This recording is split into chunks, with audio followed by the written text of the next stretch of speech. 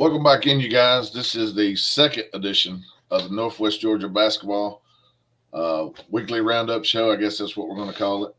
We're going to start off this show. Well, first off, I'm here joined by RJ Casey. I'm Benton Burge, as always. Lawrence and a couple of other guys are not going to be able to make it tonight. Making some real money. I think Lawrence he's a double shifter if I've ever seen one. But anyway, we're gonna start doing something a little different every week. We're gonna do like the men's and women's, or boys and girls, whatever you want to call it, teams of the week, and we're also going to create a little graphic for them so they can get their shout out. And we'll talk about how they're doing, maybe even post their rosters, stuff like that, so you can see who's on their teams.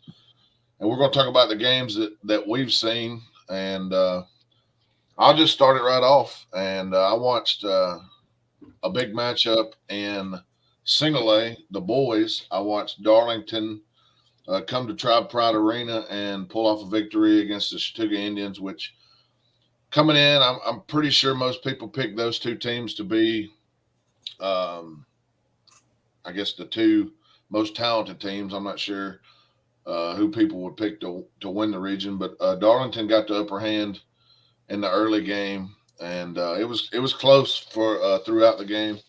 And second half, Darlington just did what they needed to do to win. I think it was a 69-53 final, which was a big win for Darlington. Also, Lawrence wanted to make sure that we mentioned the on the boys' side, the Dalton boys. I'm going to pull up here how they're doing. I haven't. I know they got a big win over Heritage the other night. Yeah, and they're definitely in team of the week category. They're sitting at 6-0 right now in that region. Region 5, they played a couple out of region games. They got wins over Lafayette, Heritage, Southeast Woodfield, Northwest Woodfield, Kahula Creek, and then they just beat Heritage again on Tuesday night, 61-46. I forgot. We'll start rolling some of these scores.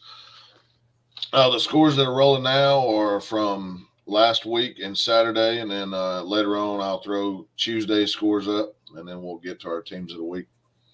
What about on the ladies' side? Let's hear a little bit on the ladies' side, RJ. Yeah, you mentioned Dalton for the boys. On the girls' side, Lawrence wanted us to mention Adairsville. Adairsville, I believe, only has one loss on the year, and that was to a Sonoraville team that only has one loss on the year as well. So Adairsville playing very well early on in the season. They look like they're going to be a tough team to beat in their region. Yeah, the Adairsville Lady Tigers have wins over Armurchie, North Murray, like you said, a close loss to Sonoraville. Also wins over Woodland, Gordon Lee, Ringgold, and Ridgeland. And a win over Kahula Creek on Tuesday night, 58-47. So they're sitting, like you said, at 7-1 and looking good out the gate. That they are 4-0 in Region 6 AAA. All righty. Some of these scores is popping across here. I've noticed that some of the teams that have went deep in the football, like teams like Bowden, I think they may have only one game under their belt. So if we don't mention Bowden, it's because we're waiting on them to fire their season up and get some more games in, and then we'll bring them up. Yeah, I noticed that Cedartown is kind of like that as well. They have a couple, maybe 2 or 3 games in their schedule done by the time their football players get back, and Cartersville that way as well, I do believe. And then it's a lot different from football shape to basketball shape. So it takes a bit for those. I know those kids are all young and energetic and all that, but it takes a little bit to get acclimated to the different sports, and those teams will look to get right in their region play. Yeah, mentioning those teams, I know this is the basketball show, but I was down there at in Atlanta for the Cedartown game, and man, that was a heartbreaker, man. Yeah. I feel for the kids and the coaching staff, and what a great season they had. That's all I could say is what a great season Yeah. to put you in position, to win the game at that point. Yeah. Against a really tough team. I mean, that team was tough, and they battled with them the whole time, and just short. But congratulations to Cedartown on that. Yeah. Cedartown's a team that I don't think this is going to be a one-time thing. No, I think they're set up for at least a couple of years, especially with the head coach they got and the staff that they got. I think they're set up for at least a couple more years. I agree. Alrighty, I'm going to go ahead and jump into our teams of the week. We'll start. We'll go ladies first, and you should have a lot to say about this group because this is the group that you cover. But the team of the week for the ladies, Pickens Dragons, the Lady Dragons, or what are you calling them? The dragon? Is it the Dragonettes or Yeah, Dragonettes. Anyway, they're going to be the team of the week, and I got a little banner with the information about them. Currently 9-0. Sandy Spill has them ranked number 6 in AAA. They're outscoring their opponents 535 to 319, and the internet says they're led by Brandon Thomas. I hope that's correct. Yep, that's correct. He just surpassed 200 career wins a week and a half ago. Sweet. And then also we'll give their lineup a little love. Put some names out there, and tell us about some of these players. I know you've watched them a lot. Who's the players to watch on this lineup here? Well, everybody knows about Caroline Mullins. She's one of the best guards in the state, one of the best upperclassmen guards. But Bella Hopkins, number 12 there, does a lot for this team. Ellison Steinhauer, the freshman, she's come on like a house of fire. Early on in the season, she's gotten a start the last couple of games, and she's proven she's going to be really, really good. She's already really good. I don't know if she's done growing yet. She may keep growing, but she's already proven she's going to be a problem these next couple of years. And I mentioned those girls, but some of the unsung heroes of the team really are Emma Gleason. She's one of the two couple seniors that they've got on the team. She gets in there and she does the dirty work. She's maybe 5'6" like she's listed, but she gets in there. She does the dirty work, gets rebounds. Does good inside. She can hit a three if she needs to. And then along that same line, Briley Deering. She is a tough young lady. She does track as well. She's probably always going to be one of the fastest girls on the court. She will hustle. She will if she can get back to you on defense, she will get you. And she's tough-nosed girl, and those are the type of girls you need. Mention Emmy Moore. She probably had one of her best games of the season at Dawson on Tuesday as they defeated Dawson to stay undefeated.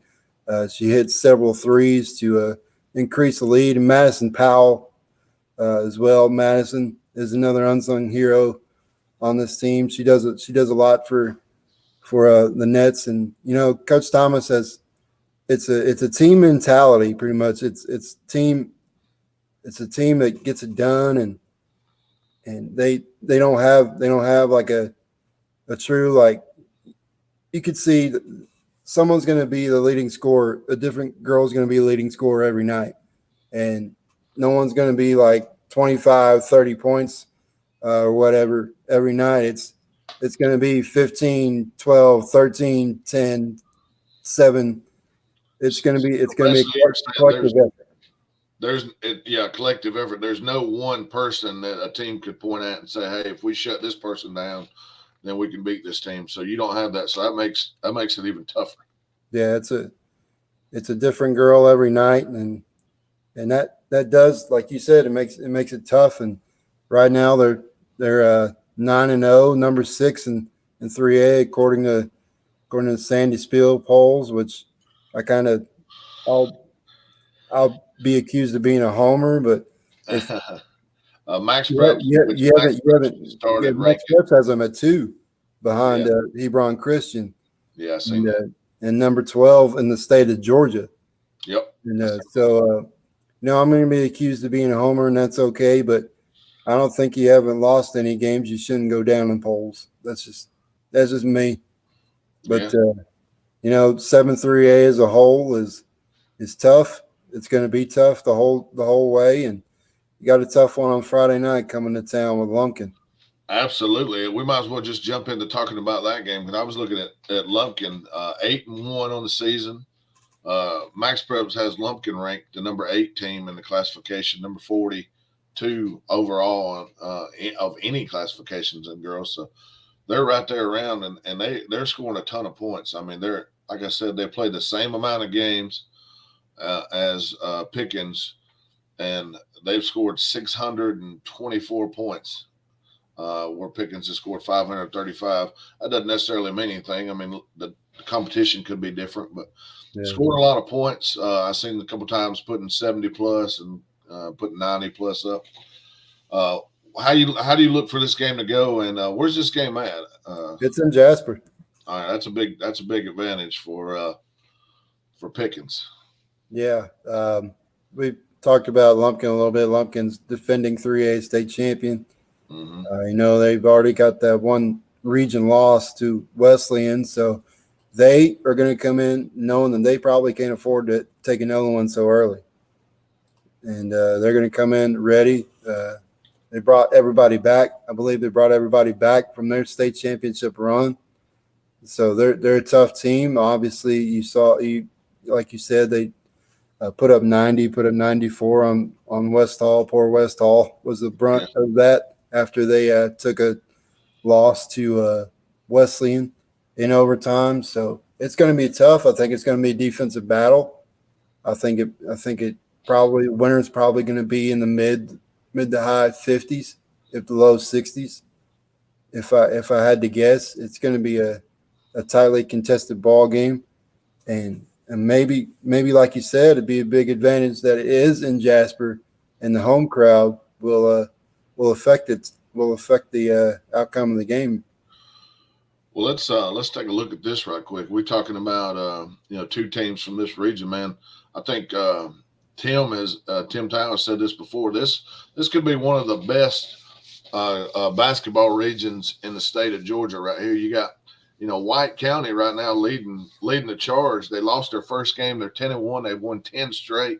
I'm Mm-hmm. not sure the competition they played, but I mean, winning 10 straight, that's doing something.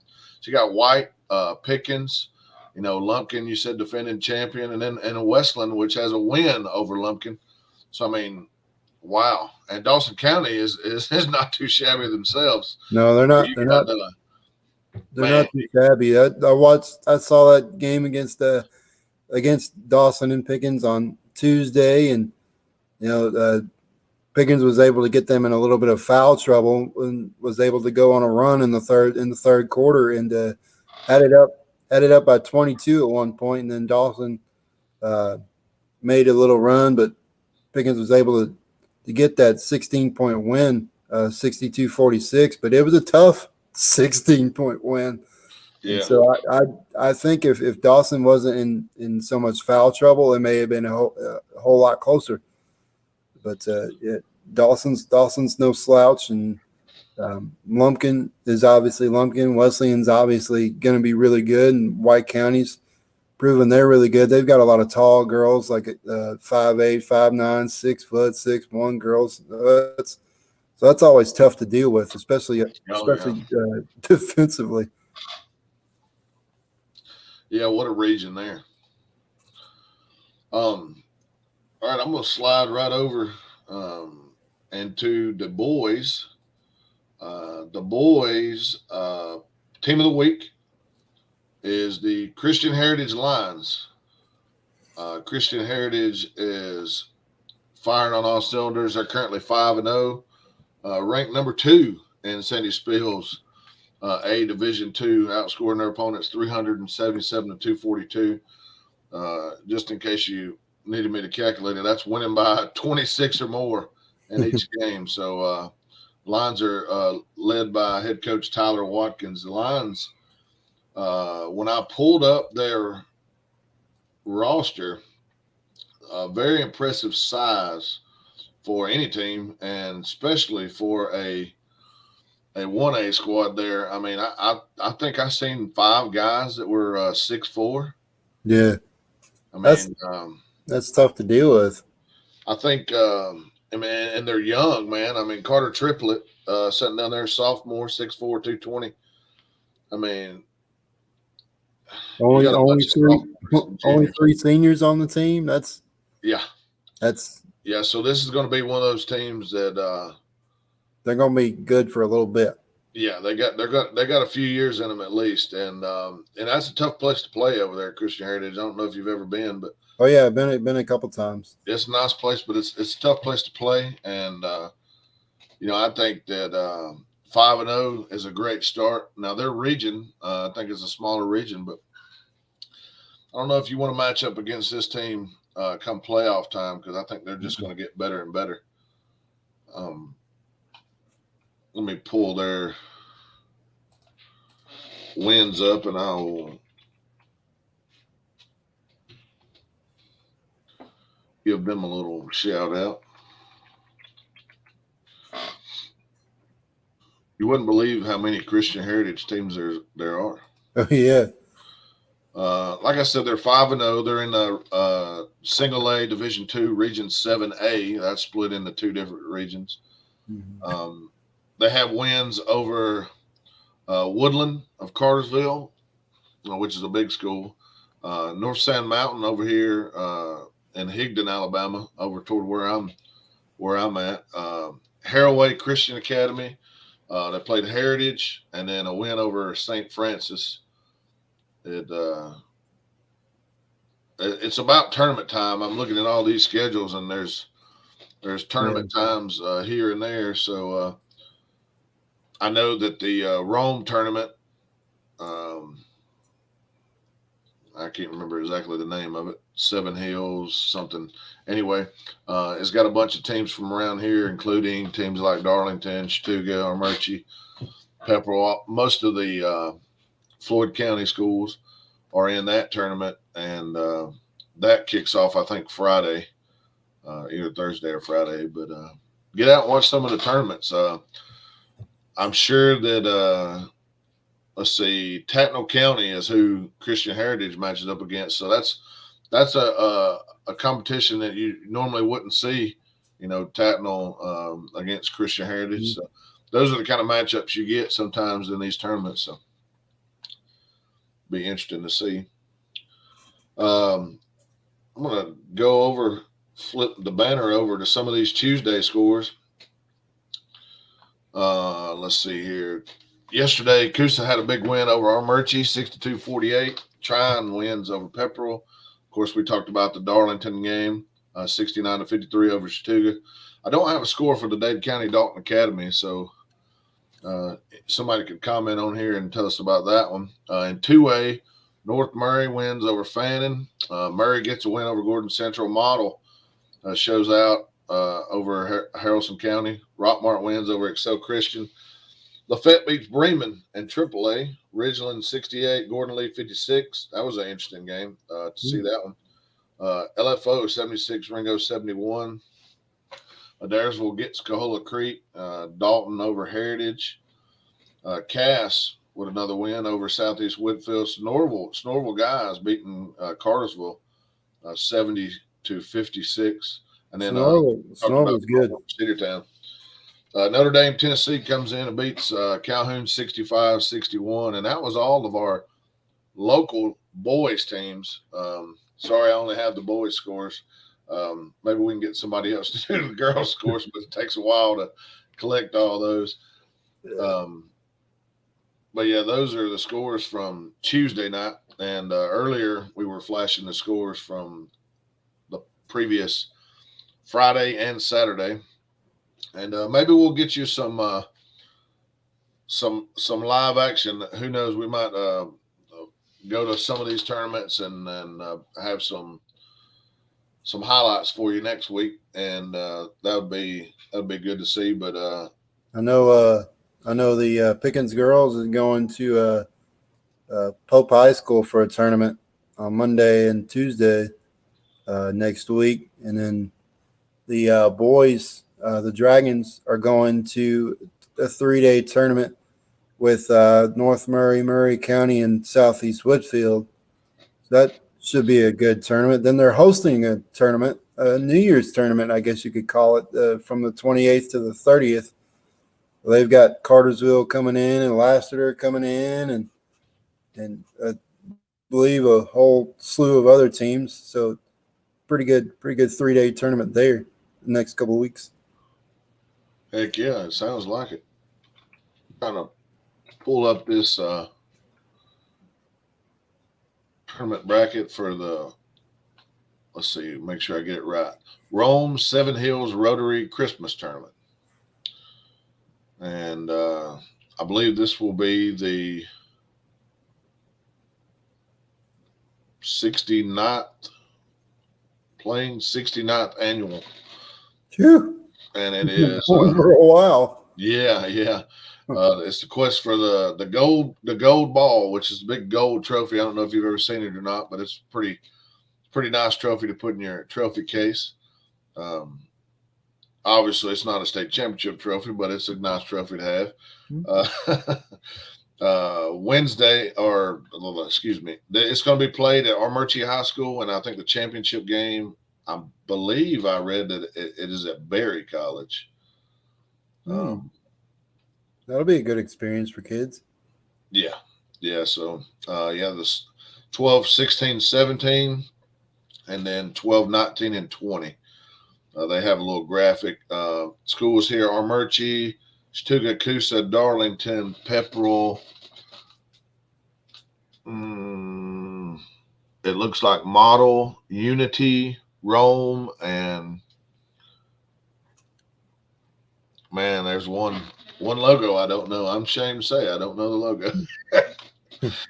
I'll present the slide to you.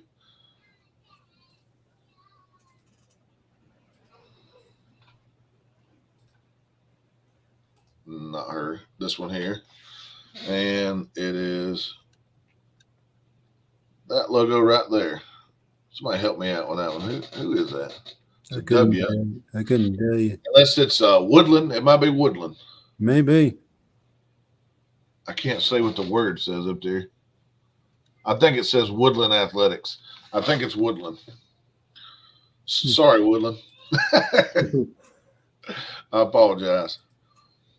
But anyway, we'll catch some of those, and maybe we can get some different guys with some differing opinions on here next time.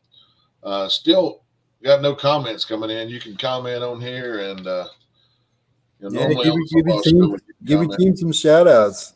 Yeah. Let us know who's playing. A guy or a gal that's playing, or if you are mother and father, or if you just want to call out and say good job to somebody, or say something about your high school, or whatever. Give these young men and women some recognition. Yeah, this is what this is all about. Like we've said before, this is not a paid gig. We're just trying to get people information out to people, and recognize some schools. And we'll go back over one more time before we're done. The ladies team of the week, the Pickens County Dragons, and the men's team of the week, the Christian Heritage Lions. And we appreciate the hard work that y'all put in to be 5-0 and 9-0. So there'll be two new groups next week, and we're looking forward to see who it is. I appreciate you joining me there, Mr. RJ. No problem. Until next time.